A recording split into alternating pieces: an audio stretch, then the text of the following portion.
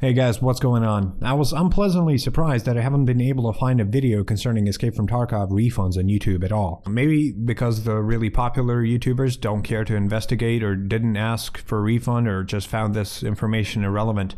Now, some may have mentioned it, but I never encountered a video on it yet, and I watched a lot of them. So, whatever the case may be, it kind of reminds me of that episode in South Park where nobody read the Apple's terms of service, because realistically nobody does. They make it intentionally very long for that very reason, and you think, they can't do anything too outrageous, can they? So you press accept, and you literally sign a contract to become a human centipede. Now, have in mind that I am not here to bash the game itself. I haven't even tried it yet. As a longtime Stalker series player and a firearms enthusiast, I pledged to this game, hoping it would be just what I wanted. Now, when the beta comes out, I will make a separate video concerning the game itself. This video is not for bashing the game at all. I'm just the messenger. I'll present what I found, and any decisions you make are up to you. I'm just making that crystal clear before I start. Now, before I go on about refunds, the fact is that even just criticizing a game can get you in trouble.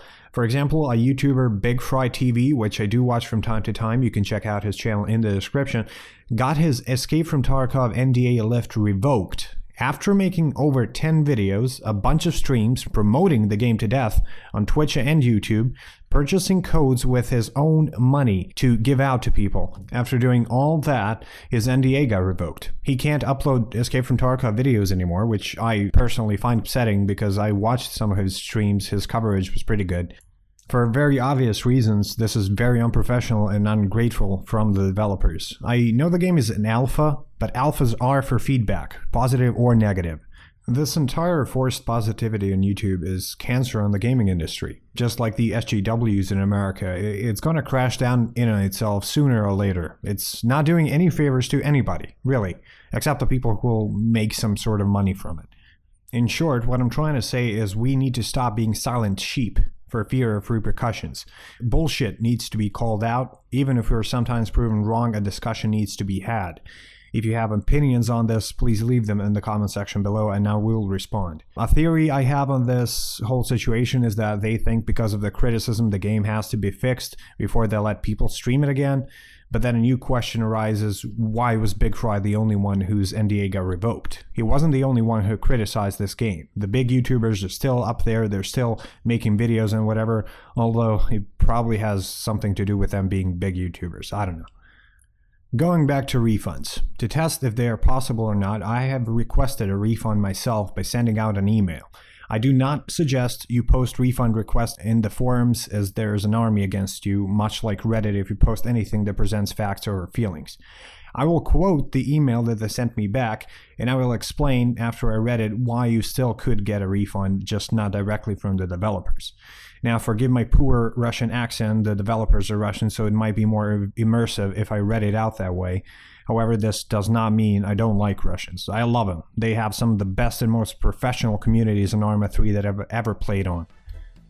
Hello, sir. We are really sorry to hear that you had such a situation. We would like to ask you to pay attention to the point of terms of service 641 which our customers agreed to at the time of purchase. By pre-ordering the product, you are authorizing Battlestate Games Limited to automatically charge your account immediately upon submitting the pre-order, and you agree that you will be authorized to participate in beta testing of the product and to download the products you use to the service when it becomes available. The amount you pay will be held by Battlestate Games Limited as a non-refundable deposit. Please understand, we have no purpose to sell the pre-order Escape from Tarkov at all costs. Our company's reputation is very important to us. We'd prefer to build long-term and strong relationships with our customers. Yeah, good job with that. So the players remain only the good and fond memories about Battlestate games even years later. But unfortunately, a refund is not possible. Now I have to recover from being so cheeky-breaky, but no terms of service can terminate your basic consumer rights. You have to go with the fact that they don't want to give you your money back. They'll try to steer you away from that course by presenting their own definition of reality. I requested this refund about 5 days after I pre-ordered, thinking there's maybe a 14-day grace period, but nah, you can't count on that. The only thing you can count on is that basically no feature in Escape from Tarkov has been really finished yet. The product can't be delivered as promised because the project's game scope and timelines have all changed since it really all began. For example, the beta itself was postponed from this time last year, and even to this date it's still unclear when it's coming out. Now, for those that really do want a refund, the only way to get a refund is to go directly through either PayPal or your bank if you purchased with a credit card. The process for this is called chargeback, but you have to present evidence that you did not receive your goods and present them any other evidence that they may ask for.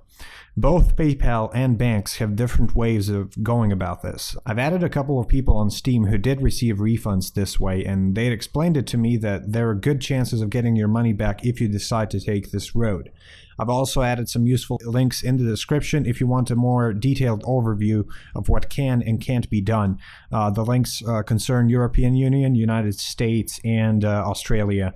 And I think it should work pretty much in every other country. But there may be exceptions. I'm not trying to get people to, cancel pre-orders, massively refund their games, but it's a word of caution for those who haven't pre-ordered yet, and a way to do it if you really want to and have pre-ordered the game. In my personal opinion, the refund information is something that should be somewhere within the reach of people who want to pre-order, whether on the first page of the website or when you add the product to the cart. Not buried in hundreds of lines of terms of service that no one reads. Not even reading it is a mistake, I know, but most of us have made that mistake in the past, and I feel like it's being used to our disadvantage in this case. I still didn't go through the chargeback process myself, as I still, somehow, somewhere deep down in my heart, believe this game may actually turn out to be good. But with public relations like these, constant postponing, thread locking, and censorship, nothing is off the table. I hope they change. I really do. I hope they give people like BigFry and their NDA a lift back. Maybe even allow everyone to record the game. I also hope they start giving out refunds, as in the long run it may even cost them less, as more people will feel free to pledge knowing they can back out at any time. Hell, even Star Citizen gives refunds. Whew, this was a long video. That's it for today, people. No matter what opinion you actually hold on this matter, I do encourage you to comment down below. Tell me what you think. I will most surely respond. Thanks for watching, and I'll see you in my next video, which will be about the Ghost Recon Wildlands single-player gameplay. I have a lot of comments on that. I do not even know how long that video will be and what exactly am I going to say, but I hope you subscribe and wait for that video. So, thank you for watching, and I'll see you next time.